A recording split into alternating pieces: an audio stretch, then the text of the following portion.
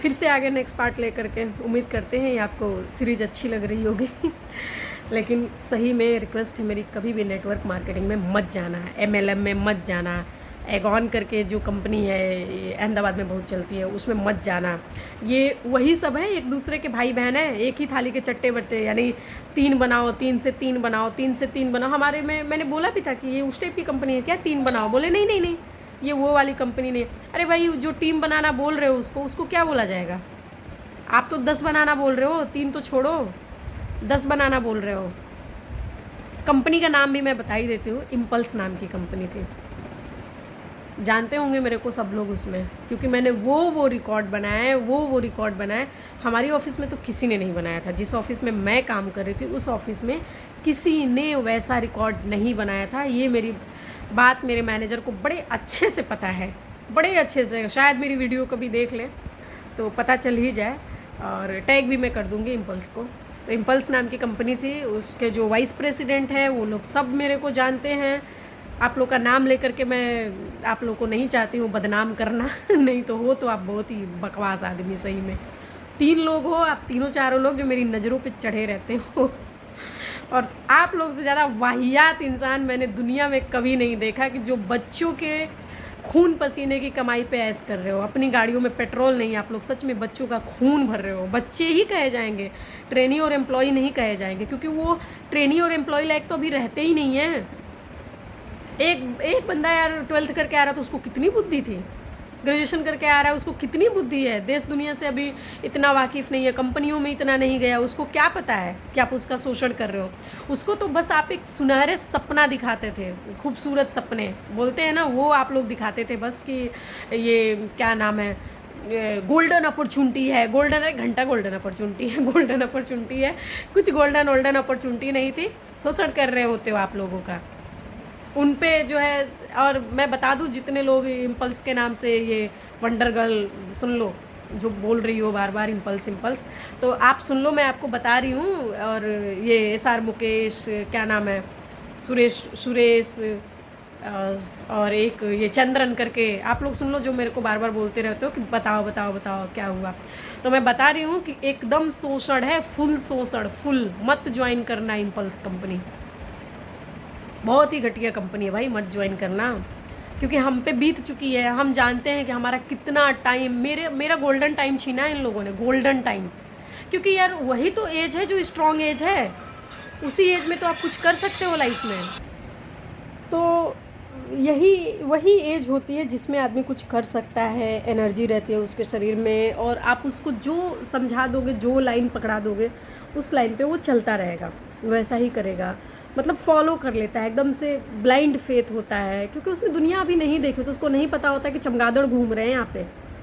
उनको नहीं पता होता कि भेड़िए घूम रहे होते हैं, जो आपका शोषण करने के लिए बैठे हुए हैं, आपकी एनर्जी जो है उसको अपने लिए यूज़ कर रहे हैं। उनको नहीं पता होता, मेरे को नहीं पता था कि मेरी एनर्जी जो है कहाँ यूज़ हो रही है।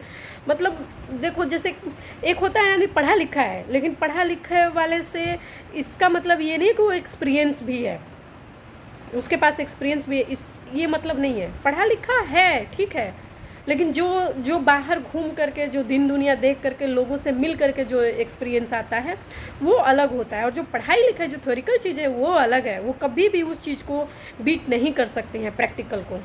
तो ये लोग दबा करके शोषण करते, दबा करके इमोशनली ब्लैकमेल, ब्रेन वॉश, पैसे नहीं देते। पैसे तो नहीं देते हैं ये लोग। पैसे अगर मान लो, अगर आपने 6 बुक्स ड्रॉप करी है, यानी 6 बुक आपने सेल करी है और आपको ज़रूरत पड़ेगी, तो ये खुद ही क्या बोलेंगे, आधा पैसा अपने लिए भी रहने दो, तुमको कल को अर्जेंट में काम आया तो कैसे करोगे, तुम्हारे पास कल को पैसे की जरूरत। तो आपको उस टाइम, आप बच्चे के जैसे होते हो, आपको लगता है बात तो सही कह रहे हैं भाई, कि अगर हमको पैसे की ज़रूरत पड़ जाएगी अचानक से तो कैसे करेंगे। अरे भाई, तुम दिन भर खून पी रहे हो उनका, तुम क्या करोगे उनके लिए, ये भी तो देखो। या तो आप स्टार्टिंग में क्लियर कर दो ना कि हम आपको एज अ सेल्समैन रख रहे हैं। आप बता करके कोई करो, बता करके तो कोई भी चीज़ मेरे को नहीं लगता कि इतनी गलत है जितना आप खून पी करके गलत करते हो। आप क्या बताते हो, मैनेजर बना रहे हैं, आप क्या बताते हो, न्यूज़पेपर में एडवर्टीजमेंट देते हो, 25 से 30 हज़ार की सैलरी, 25 से 30 हज़ार की सैलरी, और करते क्या हो, 60 रुपये एक बुक पे, 50 रुपये एक बुक पे। तो कहाँ से 30 हज़ार से लेकर के आए हो उसको 60 रुपये पे। क्यों नहीं लिखे बुक न्यूज़पेपर में आप लोग कि 60 रुपये की एक बुक ड्रॉप करोगे तो 60 रुपया मिलेगा। क्यों नहीं ट्रेनर को बोलते हो कि पहले दिन बताए? हमसे अगर पूछोगे कि जब आप ट्रेनर बने तो आपने क्यों नहीं बता दिया, क्योंकि ये नहीं बताने देते थे, ये मना करते थे कि नहीं तुम्हारी टीम कैसे बनेगी, अगर तुम बता दोगे तो तुम्हारी टीम कैसे बनेगी। और हमको भी मैनेजर बनना होता था कि नहीं यार हमको तो जल्दी से जल्दी मैनेजर बनना है, जल्दी से जल्दी मैनेजर बनना है। और ये हमको लगता था कि जिस तरह से इन्होंने हमको ना बताया है तो ठीक ही किया है एक तरह से, चलो कोई बात नहीं, हम भी नहीं बताएंगे तो ठीक ही कर रहे हैं। बाद में हमको पता चला नहीं, ये शोषण हो रहा है, हमारा हो रहा है, और साथ में अगर हम लोगों को नहीं बता रहे तो उनका भी शोषण हो रहा है। बाद में मैंने बताना चालू कर दिया था, मेरी टीम को, जिसको मैं ट्रेनिंग देती थी उसको मैं बता देती थी कि भाई ये बुक्स पे इतना पैसा मिलता है, इनका तुम्हारी सिर्फ और सिर्फ ओनली वन सिंगल इनकम यही है कि एक बुक पे तुमको 60 रुपये मिलेगा, एक बुक पे तुमको 50 रुपया मिलेगा। इन लोगों की कंपनी, इम्पल्स की कंपनी में पता नहीं आहूजा नाम है कि क्या नाम है, कमल करके कोई सर है इनके यहाँ। सर कहने का मन तो नहीं करता है, बहुत लंबे से हैं, बिल्कुल भी कहने का मन नहीं करता है। संजय चौधरी सर हैं, कहने का मन उनको भी सर नहीं करता है। मुकेश सिंह करके हैं, कहने का मन उनको भी सर नहीं करता है। लेकिन हम लोग को तमीज़ सिखाई गई है इसलिए निकल जा रहा, नहीं तो निकलता तो नहीं। आप लोग इन लोग का वीडियो उठा करके कभी भी आप यूट्यूब पे देख लेना, ये लोग डाले होंगे कि हम मैनेजर बनने की ट्रेनिंग दे रहे हैं, मर्चेंडाइजिंग, हम मैनेजर बना रहे हैं। तो अबे किस चीज़ का मैनेजर बना रहे हो तुम? मैनेजर बना किस चीज़ का रहे हो, ये क्यों नहीं बताते? ये लोगों के पास एक तकिया कलाम है कि क्या है, ये लोग बोलते हैं सीधा कि हम जो है रिसेप्शन वाली लड़की आई और हमको मिली, रिसेप्शन वाली लड़की को देखो MBA करके बैठी है, क्या वो इस होटल की मालिक बन सकती है? क्या इस होटल के, अबे सबको होटल का मालिक ही बनना है, होटल का मालिक बनना है या नहीं बनना है वो छोड़ो, तो हमको क्या करना है? हम खेत काटेंगे, हम गेहूँ काटेंगे अपना, तुम बताओ तुमको है कोई प्रॉब्लम हमारे गेहूँ काटने से? हम गेहूँ काटेंगे अपना दिन भर, 300 रुपये दिहाड़ी मिलेगी, हम काट लेंगे, हम खुश हैं। कम से कम हम झूठ तो, हमारा जो खेत का मालिक होगा वो झूठ तो नहीं बोलेगा कि शाम तक तुमको खेत का मालिक बना देंगे। तुम तो सीधा सीधा बोलते हो ये ब्रांच तुम्हारा होगा 6 महीने बाद, ऐसा ही ब्रांच तुम्हारा होगा 6 महीने बाद। अरे तेरी क्या बोले तुम लोग को, कोई 6 महीने के बाद भाई ब्रांच नहीं खुलता है। हम खुद 5-6 साल उसमें काम किए, 5-6 साल, और हर साल यही सोचते थे कि ये साल लास्ट है, या तो मैनेजर बन के निकल जाएंगे नहीं तो काम छोड़ देंगे। फिर उसके बाद इन लोग की टीम बैठती है आपको पॉजिटिव करने के लिए, भयंकर टीम बैठती है इनकी पॉजिटिव करने के लिए। मैनेजर बैठता है, वाइस प्रेसिडेंट तक आ जाता है आपको समझाने के लिए, अरे भाई तुमको काम करते 1.5 साल हो गया, तुम्हारा तो लास्ट ही चल रहा है, अब तो तुम 3 से 4 महीने के अंदर मैनेजर बन जाओगे। और ये जब वो चीज़ तुम्हारे दिमाग में डाल के जाता है ना, तो समझ लो एक एंटीबायोटिक है तुम्हारे लिए, और लगता है कि तुम हाँ यार फिर से उसी सपने में जीने लगते हो, उसी सपने। इनको पता होता है, ये प्रॉपर सोच करके बैठे हैं कि एक बार दबा करके मेहनत करूँगा, 3-4 महीने फिर से इससे मैं सेल्स करवा लूँगा और अपनी जो है अपनी झोली भर लूँगा भाई, अपना 500 रुपये का खाना खा लूँगा मैं। बहुत मेरे को नहीं लगता है कि उसमें बहुत सारे लोग उसमें ऐसे हैं बाद में जो खुद बोल रहे थे कि बाद में तुम क्या करोगे, सलून का काम करोगे, मैनिक्योर का काम करोगे, पेडिक्योर का। भगवान कसम बोल रही हूँ, झूठ नहीं बोल रही हूँ, मैनिक्योर पेडिक्योर का काम खोल करके बैठे हैं सही में। मेरे लिए तो सलून का काम में कोई भी बेइज्जती नहीं है, कोई बुराई नहीं है। प्रमोट इस तरह से बस उसको किया गया था कि दुनिया में सबसे ख़राब काम कौन सा है? पार्लर। तुम दूसरों के पैर धोओगी, तुम दूसरों के पैर धो। मेरे को तो आज लगता है कि भाई उसमें बहुत पैसा है, पैसा भी है और इज्जत है, बिल्कुल है, क्यों नहीं है। कोई भी काम ऐसा, सिलाई मशीन में क्या, सिलाई कढ़ाई कपड़ा, उसमें क्या इज्जत नहीं है? उसमें पैसा नहीं है, उससे रोजी रोटी नहीं चलती, उससे परिवार नहीं चलता है क्या? सफाई जो करने वाला एक कर्मचारी है तो क्या उसका परिवार नहीं चलता है? उसी से चलता है ना। और अब सलून का काम अभी कर रही है वो, पता नहीं कौन से बोलते हैं ना 24 घंटे में एक बार सरस्वती माता का वास होता है मुंह पे, तो हो सकता है उस टाइम पे उन्होंने बोला हो कि भाई जो है तुम लोग दूसरों का पैर साफ़ करोगे, नाखून काटोगे, ये काटोगे, वो काटोगे। सरस्वती माता ने सोचा होगा पहले तुम ही से कटवाएंगे नाखून, तुम ही से साफ़ करवाएंगे लोगों के दांत और कान, लोगों के वैक्स तुम ही करोगे। और आज कर भी रही है सही में। कुछ दिन पहले ही मेरे को मैसेज आया, हेलो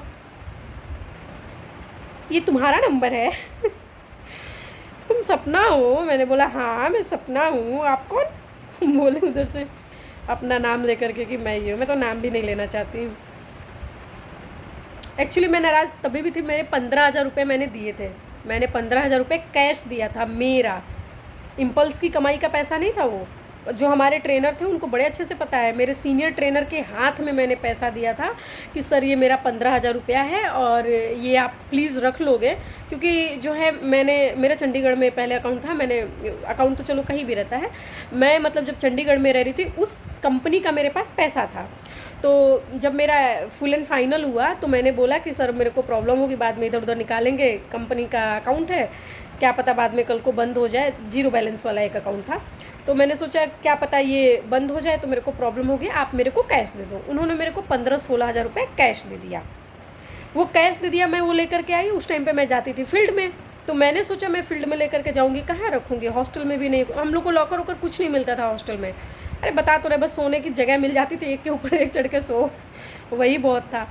तो कुछ नहीं थी फैसिलिटी, तो मेरे को लगा कि मतलब ये 15,000 रुपये मेरे पास रहेंगे तो फटाफट खर्च हो जाएगा, और मेरे को ये इमरजेंसी के लिए चाहिए होगा, या घर पे मेरे को कभी भेजना पड़ गया तो चाहिए पैसा। तो मैंने अपने ट्रेनर को पैसा दिया कि भाई सर ये 15,000 रुपये हमारे रख लो, आपसे मैं मांगूंगी दे देना। उन्होंने कहा ठीक है। उन्होंने भी क्या किया कि पैसा उन्होंने अपने पास नहीं रखा, क्योंकि थे तो वो भी मूर्ख, हम ही जैसे थे, हमसे थोड़ा ज़्यादा ही होंगे चाहे गधा ज़्यादा होंगे थोड़ा, या थोड़ा कम गधा होंगे, लेकिन थे तो वो भी वही, तभी ना उन्होंने क्या किया, पैसा दे दिया। उन्होंने या शायद सोचा होगा कि चलो सबसे ज़्यादा सेफ मैनेजर के हाथ में होगा, उन्होंने मैनेजर को पैसा दे दिया। मैनेजर ने मेरे को 1-2 दिन बाद पूछा कि तुम्हारा पैसा है मेरे पास, मैंने बोला आप रखे रहिए, मैं आपसे मांगूंगी कुछ दिन के बाद, 8-10 दिन के बाद मांगूंगी। उन्होंने बोला मैं इतना तो पैसा रोज़ रखती नहीं हूँ, ऐसा करते हैं हम लोग रोज़ इन्वेंट्री करते हैं और हम लोग रोज़ पैसा बैंक में जमा करते हैं, मैं तुम्हारा पैसा जमा कर दे रहा हूँ, 3-4 दिन बाद मेरे से ले लेना। मैंने बोला ठीक है, जब ज़रूरत पड़ेगी ले लेना। मैंने कहा ठीक है। हम यहाँ पे रहे, मैंने एक बार बोला भी कि ज़रूरत है पैसे की, तो जब आप बोलोगे ना कि आपको पैसा चाहिए तो ये ज्ञान दे करके भेज देंगे। ये 5,000 चाहिए तो 5,000 के बराबर ये ज्ञान दे देंगे कि ऐसा करो तुम 30 बुक ड्रॉप क्यों नहीं कर लेते हो, ऐसा करो तुम 40 बुक ड्रॉप क्यों नहीं कर लेते हो, अगर तुम 40 बुक सेल कर दो तो तुमको इतना पैसा तो बन जाएगा, तुम्हारा वो पैसा भी सेफ रहेगा और तुमको फिर से पैसा आ जाएगा। तो तुमको पिछला वाला पैसा तुमको क्यों वेस्ट करना है, रहने दो, वो पड़ा हुआ है, तुम्हारा ही तो है। हम क्या खा रहे हैं, हम क्या खा रहे हैं करके 12-14 साल हो गया, दी नहीं हो, और बहुत ज़्यादा पैसे वाली बनती हो, बहुत ज़्यादा। 700 रुपये का बिल ले करके दिखाती थी।